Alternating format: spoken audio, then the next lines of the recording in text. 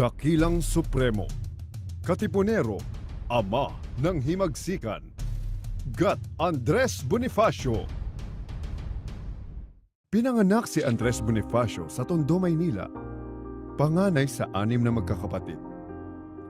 Kakabit na sa batang Andres ang kapanagutan at pagsisikap para sa ikabubuti ng pamilya.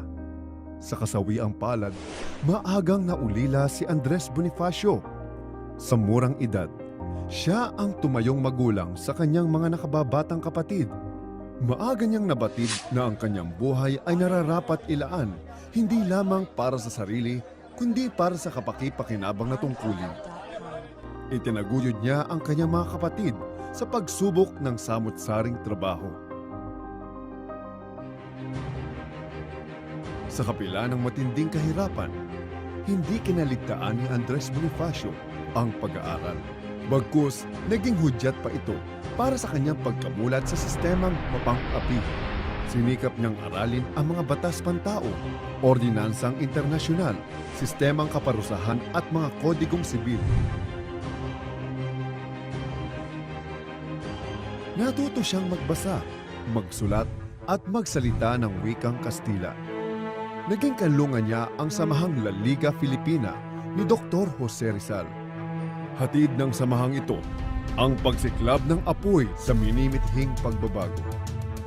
Habang patuloy na umiigting ang karanasan ng kolonyal na pamahalaan, tila ba tumatagigtig na ang pawis at luha at unti-unting umaalab ang dugo at diwa ni Andres Bonifacio.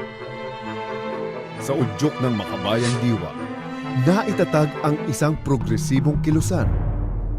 Ang kataas-taasang Kagalang-galangang Katipunan o KKK. Sa kapatirang ito, tinawag si Andres sa alias na May Pag-asa. Kinalaunan ay kinasal siya kay Gregoria de Jesus na siyang lakambini ng Katipunan.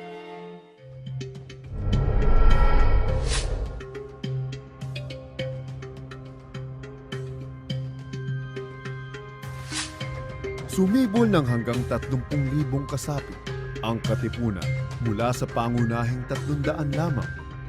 Ang lihim na samahang ito ay kumalat sa maraming bahagi ng Pilipinas.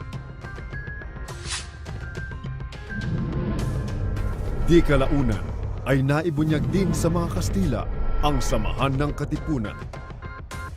Kaliwat ka ng pinaguhuli ang mga taong pinaghihinala ang kasapi ng samahan, pati na ang inosenteng sibilyan at mga taong pinaparatangang nakikisimpatiya sa rebolusyon. Ganoon na lamang ang pighati at pagkadismaya ng kanilang hanay. Ang pagmamalabis na ito ang naging mitya sa sigaw para sa kasarinlan. Nagdeklara ng rebolusyon ang Katipunan. Aling pag-ibig pa ang hihigit kaya sa pagkadalisay at pagkadakila, gaya ng pag-ibig sa tinubuang lupa. Panahon na para sa himagsikan, lakas at tapang para sa bayan. Pinangunahan ni Bonifacio ang pagsulong sa pinaglabanan, habang ang ibang Katipunero naman ay abala sa pagsupil sa mga mananakop sa kalapit na mga lalawigan. Magkakahalong tagumpay at pighati ang dinanas ng Katipunan. Pero sa kabila ng lahat, tuloy ang himagsikan. Kasabay ng kagipitang ito ay ang hidwaang namuo sa pamunuang Katipunan, ang magdalo at magdiwang. Upang isaayos ang anumang gusot sa Katipunan, nagkaroon ng pagpupulong sa Tejeros, Cavite sa isang biglaang halalan. Nanalo si Aguinaldo bilang Pangulo at si Bonifacio naman ay naging tagapangasiwang panluo. Sa kabila ng resulta ng eleksyon, kinuwestiyon ang kakayahan ni Bonifacio. Nagdulot ito ng panibagong hidwaan sa Katipunan at nahantong sa pagdeklara ng Acta de Tejeros, kung saan pinawalang bisa ang halalan.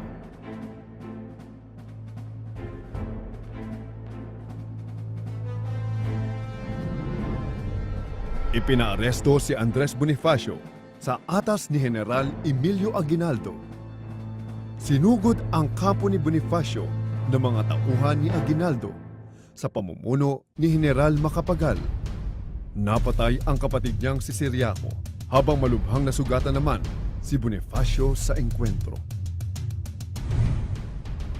Nagkaroon ng huwad na paglilitis kung saan pinaratangang taksil sa revolusyon sila Bonifacio at hinatulan ng kamatayan sa utos ni Emilio Aguinaldo. Nagwakas ang masidhing talambuhay ni Andres Bonifacio sa edad na 34. Sa paniniwala na ang pagiging Pilipino ay may kalakip na pagtamasa ng kalayaan, katarungan at karangalan, inialay ng munting ulila mula sa tondo ang kanyang buhay sa bayan. Huwag nating tuldukan ang talambuhay ng dakilang sigat Andres Bonifacio. Ipagpatuloy natin ang himagsikang kanyang sinimulan. Sagutin ang hamon ng panahon. Ipaglaban ang katarungan, katwiran at kalayaan. Viva la Independencia Filipina!